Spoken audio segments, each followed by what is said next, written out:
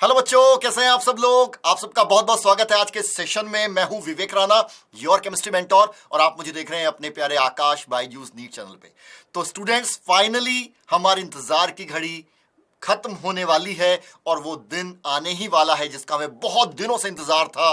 NEET 2022 17 जुलाई, इसका हम बहुत दिनों से इंतजार कर रहे थे क्योंकि हमने जी तोड़ मेहनत करी है इस दिन में ये साबित करने के लिए कि हम सबसे बेस्ट हैं और हमें बेस्ट मेडिकल कॉलेज में जाना है। हम और आप लगातार इस प्रयास में रहे हैं कि हम बेस्ट से बेस्ट कंटेंट को पढ़ें, बेस्ट मेहनत करें और अपने जो सपना है उसको पूरा करें। तो स्टूडेंट्स, बट कुछ इंपॉर्टेंट बातें जो मैं आपके साथ में करना चाहता हूं, है ना। अब हमारे नीट एग्जाम में कुछ घंटे बाकी हैं। अब तो हम ये कहेंगे कि हम बिल्कुल दरवाजे पे आके खड़े हो गए और लास्ट मिनट आपको कुछ ऐसी टिप्स देने वाला हूं जो कि यार वाकई में हम कहते हैं प्रो टिप्स। मतलब यहां पे इन चीजों को फॉलो करते हुए वाकई में आप रिलैक्स हो सकते हैं। और आपको मुझे जैसे होता ना, जैसे माँ बाप बच्चों को बताते हैं कि बेटा ये गलतियां मत करना, ये सारी चीजों का ध्यान रखना। मैं कहने वाला हूं कि आप एक तरीके से, मैं आपको कह रहा हूं कि भाई ठीक है, आप अपना नीट का एग्जाम देने जा रहे हो तो उससे पहले छोटे छोटे पॉइंट्स को जरूर ध्यान रखना, जिससे कि आपकी ये जो इतने दिनों की जो मेहनत है वो साकार हो जाए, वो एक मेडिकल कॉलेज का आकार ले ले और आप अपने ड्रीम कॉलेज में जाएं। तो बस मैं आपको बताना चाहता हूं कि छोटी छोटी कुछ गलतियां जो हम करते हैं एक दिन पहले या नीट एग्जाम के दिन, वो हम ना करें। सो चलिए सेशन को शुरू करते हैं बच्चों। सो एक स्टूडेंट डेफिनेटली सेशन को लाइक जरूर करें, शेयर कर दें अपने फ्रेंड्स के साथ में, और आकाश बायजूस नीट चैनल को सब्सक्राइब करना बिल्कुल ना भूलें। अगर आपको पीडीएफ लगातार जो हम कंटेंट प्रोवाइड करते रहते हैं, हम कंटेंट प्रोवाइड करते हैं आपको आकाश बायजूस नीट ऑफिशियल टेलीग्राम पे, और आप इसको ज्वाइन कर लेंगे तो आपको सारा कंटेंट यहां पे मिलता रहेगा। तो चलिए स्टार्ट करते हैं हम अपने सेशन को। तो देखिए, मैं जो आज की जो टिप्स हैं मैं उनको दो पार्ट में बांट रहा हूं। एक तो हम जो डे बिफोर द एग्जाम या नाइट बिफोर द एग्जाम हम क्या करें, क्या चीजें हमें करनी चाहिए। दूसरा ऑन द डी डे, है ना। सो एग्जाम के डे में हम क्या करें। तो अब हम बात करते हैं सबसे पहले, लास्ट मिनट टिप्स हैं नीट 2022 को लेके स्टूडेंट। तो बात करते हैं सबसे पहले है a day before D day, है ना। डी डे से पहले हम क्या करें भाई। देखिए, अब हम बहुत कुछ सोच रहे हैं कि हमने यार chemistry, physics, botany, zoology, chapter, concept, वो लगातार मन में आता रहेगा, लगातार थिंकिंग चलती रहेगी, पर उस ओवर थिंकिंग को अपने पे हावी ना होने दे। आप किसी भी तरीके से इस ओवर थिंकिंग को नहीं रोक सकते, मैं बिल्कुल जानता हूं, बट बहुत सारे तरीके होते हैं जिससे आप अपने मन को डाइवर्ट कर सकते हैं। अगर आपने बहुत अच्छे से पढ़ा है तो आप एक बहुत अच्छी सी मूवी देख सकते हैं, तो वॉक पे जा सकते हैं, पेरेंट्स से बात कर सकते हैं। डर को अपने पे हावी ना होने दें भाई। देखिए, है ना, डर के आगे नीट है, डर के आगे जीत है, याद रखिएगा।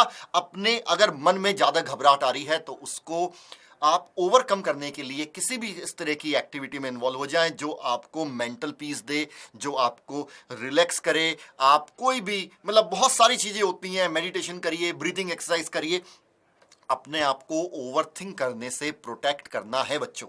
ओके, इसके बाद में हम बात करते हैं रात को सोने से पहले अपने बैग को प्रिपेयर कर लें, तैयार कर लें, पेन, पेंसिल, और ये जो कुछ इंपॉर्टेंट चीजें हैं उनको जरूर ध्यान दें। एडमिट कार्ड रख लें, अपना फोटो, वाटर बॉटल और आइडेंटिटी प्रूफ, जिससे कि दिन में उठ के बाद ये ना सोचना पड़े कि मुझे क्या लेके जाना है, क्या लेके नहीं जाना। आपको जो भी कपड़े नेक्स्ट डे पहन के जाने, क्योंकि आपको पता है कि आपका एक स्पेसिफिक ड्रेस कोड है, उस ड्रेस कोड को बिल्कुल ध्यान से, कि वहां पे एग्जाम सेंटर पे कोई भी प्रॉब्लम ना हो, ध्यान से चूज कर लें और पहले से डिसाइड करके रखें। एग्जाम के दिन आपको ज्यादा कोई परेशानी नहीं होनी चाहिए। ये एक बहुत इंपॉर्टेंट पॉइंट है।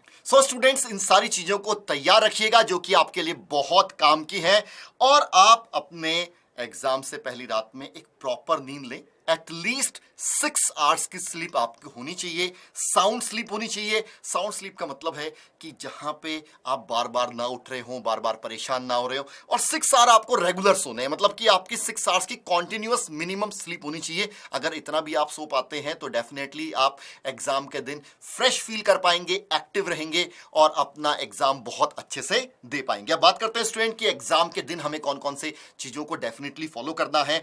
भाई देखिए, एक प्रॉपर टाइम पे ही अपना टाइम इस तरह से शेड्यूल करिएगा। अपना एड्रेस प्रॉपर देख लीजिएगा, अपने एग्जाम सेंटर का देख लीजिएगा, आपके घर से कितनी डिस्टेंस है, आप किस तरह से जा रहे हैं, आपका प्राइवेट व्हीकल से जा रहे हैं या पब्लिक कन्वेंस यूज कर रहे हैं। तो इस तरीके से आप देखिए कि कितना टाइम आपको एग्जामिनेशन सेंटर पहुंचने में लगेगा।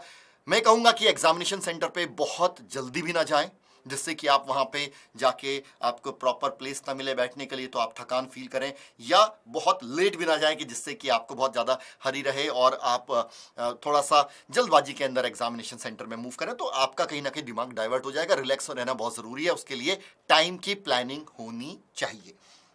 सो स्टूडेंट, अपने आप को मोटिवेट रखिए, बताते रहिए अपने आप को, लगातार अपने आप को बताइए कि भाई मेरा इस बार का एग्जाम बहुत अच्छा जाने वाला है। देखो, जितना आप अपने आप को ये बताएंगे कि मैं प्रिपेयर्ड हूं, मेरी फिजिकल केमिस्ट्री प्रिपेयर्ड है, इनऑर्गेनिक केमिस्ट्री प्रिपेयर्ड है, ऑर्गेनिक केमिस्ट्री प्रिपेयर्ड है, 11th की फिजिक्स के भी सारे फॉर्मूले याद हैं, 12th की फिजिक्स के भी सारे फॉर्मूले याद हैं, एनसीईआरटी को के सारे मुझे कॉन्सेप्ट आते हैं। मैं ये नहीं कह रहा कॉन्सेप्ट को रिकॉल करिए, मैं कह रहा हूं अपने आप को बताइए, बार बार बताइए, याद दिलाइए कि मैं रेडी हूं इस नीट एग्जाम के लिए, मेरा एग्जाम टफ नहीं आने वाला है। अपने आप को मोटिवेट रखने का एक तरीका है अपने आप को लगातार ये इंटीमेट करते रहना कि मेरा नीट का एग्जाम होना है, मैं अपने एग्जाम के लिए रेडी हूं, इस बार का नीट मुझे डेफिनेटली क्रैक करना है, मैं क्रैक कर लूंगा, मैं प्रिपेयर्ड हूं। और इससे आपका कॉन्फिडेंस वाकई में बूस्ट होगा। आपका डर, देखिए, डर को मैं ये नहीं कह रहा कि 100% हराया जा सकता है, बस क्या होता है कि मेरा कॉन्फिडेंस, मेरा मोटिवेशन लेवल मेरे डर पे हावी हो सकता है, उसको दबा सकता है, झुका सकता है, और अपने डर को, अपनी एंजाइटी, स्ट्रेस को अपने पे हावी नहीं होने देना है। आराम से मूव करना है,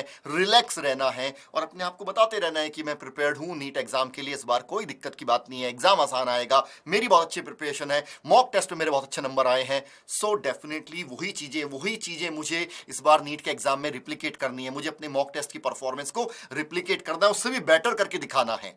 सो जितना आप रिलैक्स रहेंगे, उतनी आपकी रिकॉलिंग कैपेसिटी बढ़ जाएगी, उतना अच्छे कॉन्सेप्ट को आप रिकॉल कर पाएंगे, कंटेंट आप याद रख पाएंगे, और एग्जाम के अंदर बेटर परफॉर्म कर पाएंगे।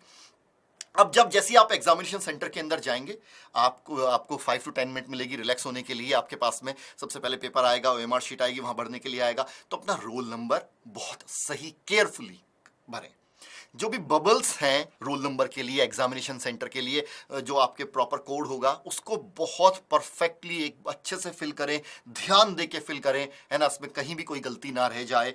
और जब आपके पास में आपको पेपर मिलेगा, तो उसके जितने भी इंस्ट्रक्शंस हैं, केयरफुली उन सारी इंस्ट्रक्शंस को रीड करें कि क्या इंस्ट्रक्शंस हैं जो आपको एग्जाम के दौरान फॉलो करनी है। तो ये बहुत इंपॉर्टेंट है, रीड द इंस्ट्रक्शंस केयरफुली, और अपना जो स्ट्रॉन्गेस्ट पार्ट है उससे स्टार्ट करिए। देखिए, मैं बहुत बार बता चुका हूं कि हमारे पास में क्या बेस्ट ऑर्डर होता है जो है नीट पेपर को देने का, बट उस ऑर्डर में आप वो ऑर्डर फिल करिए जिसको आप अपने मॉक टेस्ट के अंदर करते आए हैं, जिसकी आपकी प्रैक्टिस है। उस दिन कुछ अलग से अनोखा करने की मत कोशिश करिए। आप ये मत सोचिए कि यार मुझे आज ऐसा लग रहा है कि मैं फिजिक्स में कॉन्फिडेंट हूं, पहले मैं बायो से स्टार्ट करता आया हूं और आज मैं फिजिक्स से स्टार्ट करके देखता हूं या केमिस्ट्री स्टार्ट करके देखता हूं। जो भी आपने अपने मॉक टेस्ट में पैटर्न फॉलो किया है, वही पैटर्न नीट एग्जाम के अंदर भी फॉलो करिएगा, और उसी तरीके से आप डेफिनेटली परफेक्ट जो है प्लानिंग से चल पाएंगे। तो कोई भी अपने साथ नए एक्सपेरिमेंट करने की कोशिश ना करें, किसी से कोई नई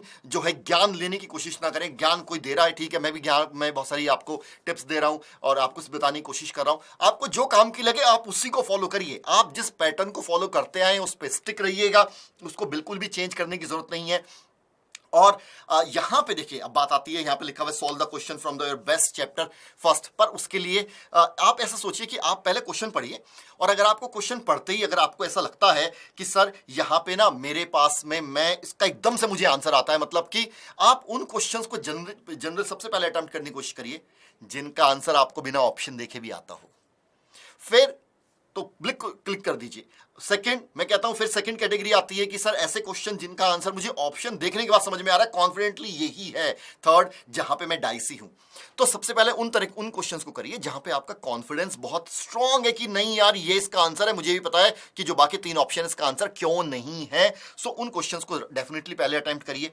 टाइम, इस तरह से क्या होगा, आपका टाइम मैनेज होता चला जाएगा। और मैं अगर स्पेसिफिकली बात करता हूं तो टाइम मैनेजमेंट में बहुत सिंपल सा फंडा मैं बता चुका हूं कि भाई कंप्लीट बायो सेक्शन के लिए आप 45 to 50 मिनट लीजिएगा, पूरी केमिस्ट्री के लिए आप 55 to 60 मिनट लीजिएगा, और पूरी फिजिक्स के लिए आप 80 to 90 मिनट्स लीजिएगा। और ये आपका टाइम मैनेजमेंट है। अगर आपका टाइम मैनेजमेंट प्रॉपर नहीं रहता तो आपका नीट का एग्जाम कंप्लीट ही नहीं हो पाएगा, और जितनी आपने मेहनत करी है ना वो बेकार हो जाएगी। तो वाकई में टाइम मैनेजमेंट बहुत इंपॉर्टेंट है। उस पर्टिकुलर आपको लग रहा है मेरा ज्यादा टाइम लग रहा है, छोड़ के नेक्स्ट सेक्शन में मूव करिए, उसको जल्दी करने की कोशिश करिए।